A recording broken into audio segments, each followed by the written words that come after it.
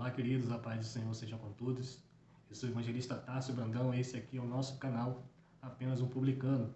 Por que apenas um publicano? Porque sou apenas um pecador que precisa tanto de Deus como qualquer pessoa que esteja assistindo esse vídeo. Hoje nós vamos falar sobre a Arca da Presença, a Arca da Aliança, quando ali Davi ele resolve ir buscar a Arca da Aliança de volta para a Cidade Santa. Então, abra comigo aí a sua Bíblia no segundo livro de Samuel, capítulo 6, versículo de número 9 em diante. Se você ainda não é inscrito, embaixo dessa tela do seu vídeo você vai ver o botão inscrever-se. Basta clicar e você já estará inscrito. Você também pode deixar o seu joinha aí, o seu curtir e também o seu comentário a respeito desse vídeo ou com algum tema que você queira que nós venhamos a comentar aqui. Lembrando sempre, eu sou apenas um pecador que precisa tanto de Deus como qualquer pessoa que esteja assistindo esse vídeo. Você também pode estar compartilhando esse vídeo, esse canal com outras pessoas, para que elas sejam alcançadas pela palavra de Deus. É muito importante que a gente divulgue a palavra de Deus, o conteúdo, porque sabemos que os dias são maus e nós precisamos recorrer àquele que sabe de todas as coisas, que é o nosso Senhor. Amém? Então, segundo Samuel, capítulo 6, versículo de número 9 em diante. E temeu Davi ao Senhor naquele dia, e disse: como virá a mim a arca do Senhor? Davi ele tentou buscar a arca da presença, que já estava longe do povo de Israel há cerca ali de 20 anos mais ou menos. Estava ali na casa de Abinadab, onde permaneceu ali por quase 20 anos. E o interessante é que nós não ficamos sabendo o que aconteceu ali. Ou seja, não aconteceu nada. Diferentemente do que vai acontecer na casa de Obed-edom. A palavra vai dizer que a Arca da Presença ficou na casa de Obed-edom durante 3 meses. E chegou a notícia a Davi de que a casa e Obed-edom, ou seja, a família de Obed-edom, estava sendo muitíssimo abençoada por causa da Arca da Presença de Deus ali na casa dele. Vamos entender melhor o assunto. Versículo de número 6. Para contextualizar, Davi ele monta ali uma comitiva, um grande exército de aproximadamente ali uns 30 mil, com toda a comitiva, com todo o seu exército, todo o seu poderio bélico, todo o seu poderio para trazer a Arca da Presença. Mas Davi se esquece de algo muito importante. Vamos ler.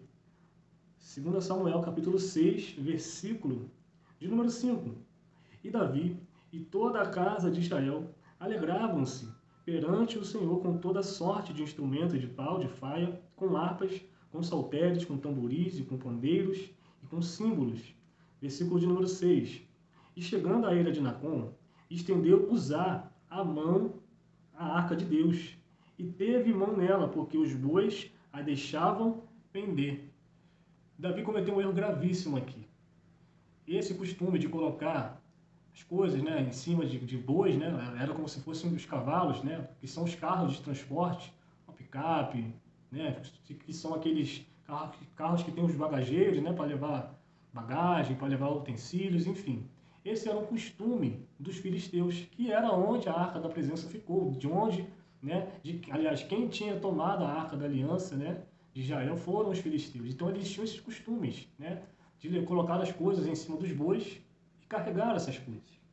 E Davi ele vai ter a péssima ideia de colocar a Arca da Aliança em cima de carros de boi, em cima dos bois. Sendo que toda vez que a Arca da Aliança era transportada, quando o povo de Israel, por exemplo, saiu do Egito, ele passa por um período ali no deserto, e todas as vezes que Deus mandava aquele povo levantar acampamento, a Arca da Aliança tinha que ser transportada em cima dos ombros dos levitas, dos sacerdotes, Era uma caixa que tinha as argolas, passava assim uma madeira ali bem forte. Por entre essas argolas, então, suspendiam ali 4 levitas para levarem a arca. Ou seja, a arca do Senhor estava destinada a ser transportada por sacerdotes, por pessoas de ofício, e não por bois, não por animais. Então isso foi um pecado gravíssimo perante o Senhor. E olha o que vai acontecer. Versículo de número 7. Versículo 6. E teve mão nela, porque os bois a deixavam pender. Ou seja, os bois estavam tropeçando, E lá em Crônicas vai dizer que os bois tropeçavam, quando eles estavam ali carregando a arca da presença, e a arca ia tombando, tombando, tombando, e Uzá, né, cheio de ignorância, cheio de, melhor dizendo, sem falta de, né, com a falta ali de temor, né, sem temor perante o Senhor, ele coloca a mão na arca, e justamente essas argolas que eu falei que colocava, que tinha, né, na Arca da Aliança, que se colocava ali a madeira, era justamente para que ninguém tocasse na arca. Era um pecado gravíssimo.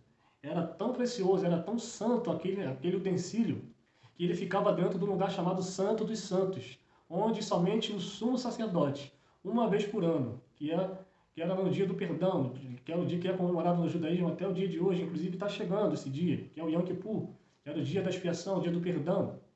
E o sacerdote só podia entrar nesse dia, uma vez por ano, para fazer ali a manutenção daquele ambiente. Ou seja, era um utensílio santíssimo, que você não poderia colocar as suas mãos ali. Inclusive, esse sumo sacerdote tinha que fazer um sacrifício específico para entrar no Santo dos Santos e fazer o que ele precisava fazer ali. Você imagina a Arca da Aliança em cima de um carro de bois, está tombando e o sacerdote vai lá ainda por cima e mete a mão. O sacerdote chamado Uzá. Versículo 7. Então a ira do Senhor se acendeu contra Uzá, e Deus o feriu por esta imprudência, e morreu ali junto à arca de Deus. E Davi se contristou muito, porque o Senhor abrira rotura em Uzá, e chamou aquele lugar Pérez Uzá, até o dia de hoje. Ou seja, um lugar chamado Pérez Uzá significa a rotura de Uzá, né? A brecha de Uzá.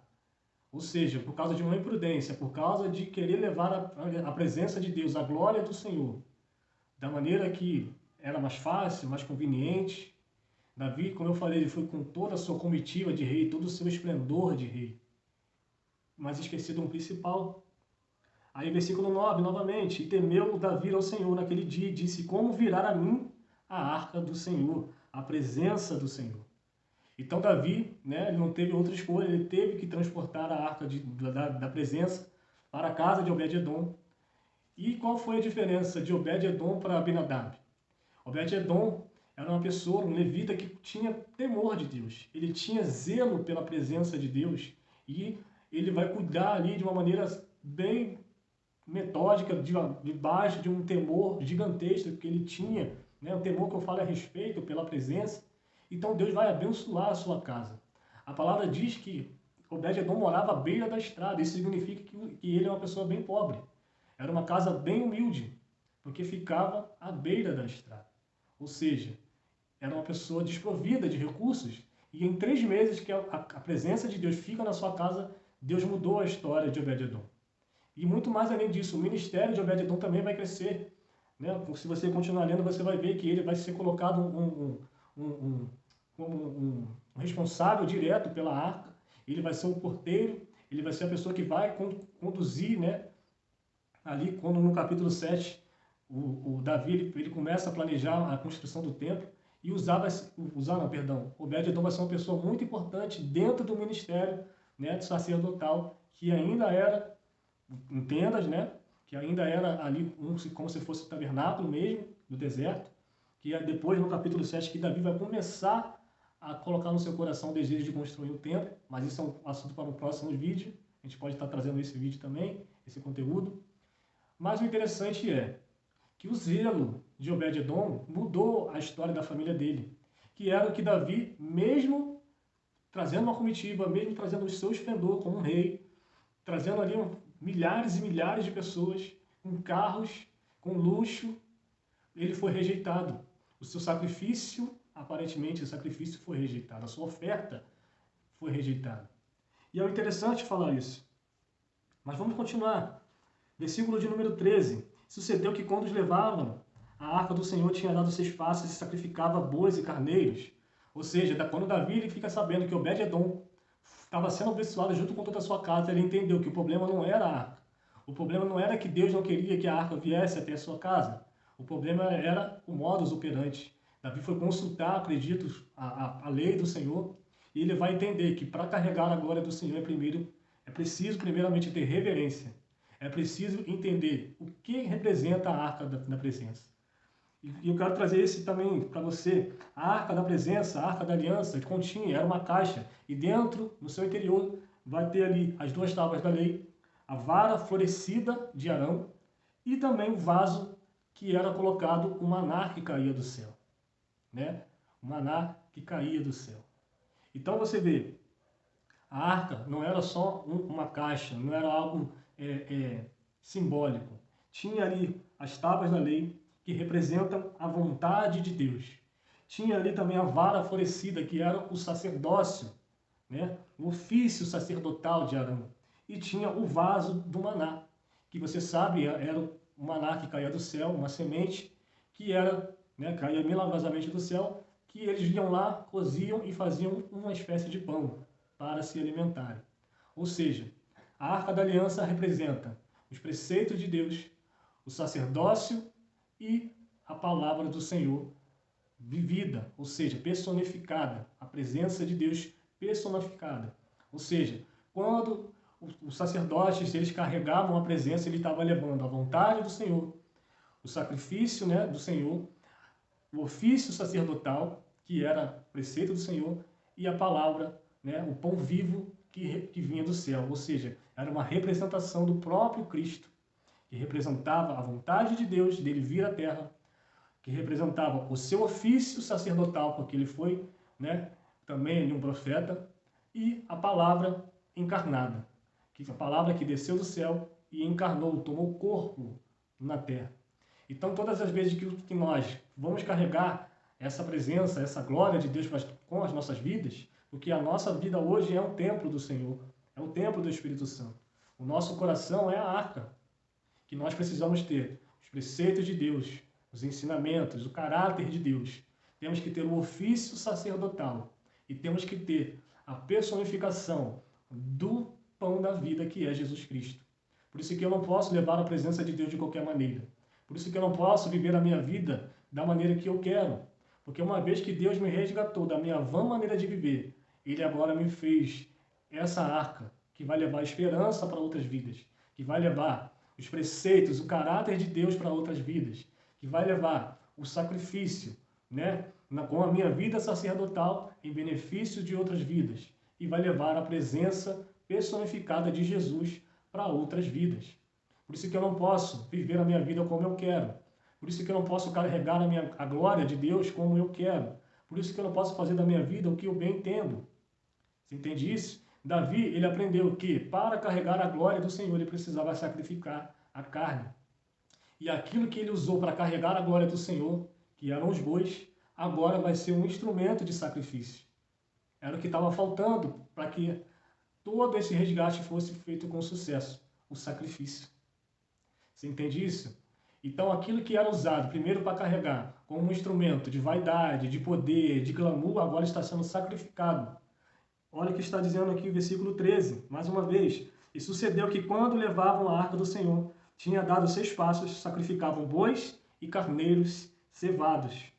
Ou seja, da casa de Obed-edom para a casa de Davi eram mais ou menos, dizem os estudiosos, 25 quilômetros. Se nós levarmos em conta que 6 passos é equivalente a 3 metros, né? 6 passos de um homem comum equivale a mais ou menos 3 metros, isso significa dizer que foram feitos 8.333 sacrifícios, ou 16.666 animais colocados em sacrifício. Aquilo que foi usado para trazer um conforto, para carregar a glória do Senhor, agora está sendo para o sacrifício.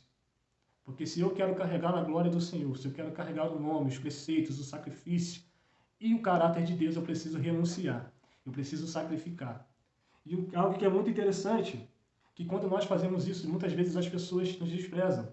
Quando nós renunciamos a alguma vontade, quando nós renunciamos à vontade da carne, quando nós renunciamos aquilo que para muitos é prazeroso, por amor ao Evangelho, por amor a Jesus Cristo, muitas vezes nós também somos desprezados. E Davi também foi desprezado por isso. Olha o que diz aí mesmo, em 2 Samuel 6, agora no versículo de número 16. E sucedeu que, entrando a arca do Senhor na cidade de Davi, Mical, a filha de Saul, que era a esposa de Davi, estava olhando pela janela e vendo ao rei Davi que ia bailando e saltando, e diante do Senhor o desprezou no seu coração. Você imagina um rei que estava agora coberto de sangue, né? Porque a cada 6 passos fazia um sacrifício. E Davi, a palavra vai dizer que Davi participou desse sacrifício. Então Davi estava ensanguentado, né? Então as suas vestes já não eram as vestes reais. Ele teve que pegar vestes como se fosse dos seus servos, dos seus escravos. Então agora o rei estava sacrificando também a sua vestimenta, o seu esplendor, a sua vaidade. Versículo de número 20. E voltando Davi para abençoar a sua casa, Mical, a filha de Saul, né, sua esposa, saiu, né, a encontrar-se com Davi e disse: quão honrado foi o rei de Israel, descobrindo-se hoje aos olhos das servas e de seus servos, como se sem pejo fosse, né, se descobre qualquer dos vadios. Ela usou uma palavra aqui de baixo calão. Em outras palavras, ela está dizendo que Davi estava abrindo, né, a sua intimidade para os seus servos, né, as suas vestimentas. Mas olha que interessante que o Davi vai falar para ela. Disse, porém, Davi a Mical: perante o Senhor que me escolheu a mim antes de teu pai, né, que era Saul, e toda a sua casa, mandando-me que fosse chefe sobre o povo do Senhor, o meu sacrifício, o meu ofício de sacerdote, né, sacerdote, sobre Israel, porque Davi era um sacerdote, né, não do sacerdote do templo, mas de uma maneira profética. E ainda mais do que isso, me envelhecerei, não, perdão, eu pulei aqui, mandando-me que fosse chefe sobre o povo de Israel, né, o chefe sobre o povo do Senhor, sobre Israel, perante o Senhor me tenho alegrado. Né? Ele não estava se exibindo para os homens, ele não estava ali se humilhando perante os homens, ele estava se humilhando, né? Ou seja, porque para um rei, as suas vestes é o seu esplendor, né?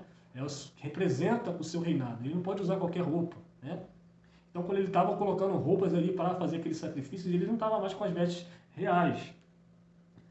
Versículo 22. E ainda mais do que isso, me envelhecerei, ou seja, me humilharei, e me humilharei aos meus olhos e das servas, e de quem falaste dela serei honrado. E Mical, filha de Saul, não teve filhos até o dia de sua morte. Interessante ele colocar aqui no versículo 23, né, no escritor de Samuel. E Mical, filha de Saul, não teve filhos até a sua morte.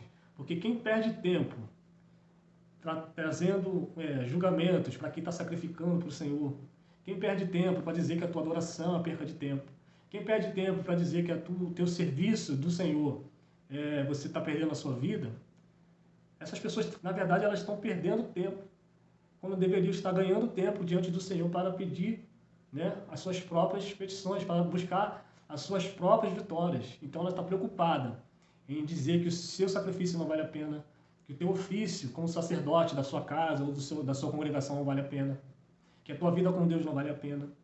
É isso que pessoas como Mical, que era idólatra, que servia a outros deuses escondidamente, ela faz. Porque como ela não consegue servir ao Deus verdadeiro, como ela não serve ao Deus verdadeiro, ela não conhece o caráter de Deus, os princípios de Deus, né? E muito menos aquilo que o que ela está carregando vai impactar no futuro dela, e servindo a deuses pagãos, a deuses estranhos, ela acaba trazendo um juízo para ela mesma, né? Ela tenta fazer você se afastar da presença, se afastar do seu ofício. Por isso, se você um dia colocou a mão no arado e por algum motivo deixou, lançou mão do arado e largou, volte a fazer aquilo que o Senhor te ordenou. Ou se você ainda não disse, eis-me aqui para o ofício sacerdotal, volte para o Senhor. Porque não é porque você está na congregação que você está ali fazendo a vontade de Deus. Se você tem um chamado e você não está cumprindo, você está afastado dos princípios, você está desviado dos caminhos do Senhor. Então volte a fazer aquilo que o Senhor determinou. Faça aquilo que o Senhor determinou para você, que você vai ser muito abençoado. Talvez não com as coisas que você almeja. Talvez até o teu caráter vai ser moldado ao caráter do Senhor e suas escolhas, seus deleites vão mudar. Talvez aquilo que você esteja sonhando não seja aquilo que o Senhor sonhou para a tua vida. E se você insistir, você pode estar trazendo um juízo para a tua vida que vai causar muitos danos. Então, que você receba essa palavra, que ela produza um fruto na sua vida, no seu coração, e para que a glória do Senhor volte e que acabou nunca mais seja na tua vida, assim como foi na vida do profeta Eli e de seus filhos. Que Deus abençoe a sua vida até o próximo vídeo e viva o Senhor Jesus.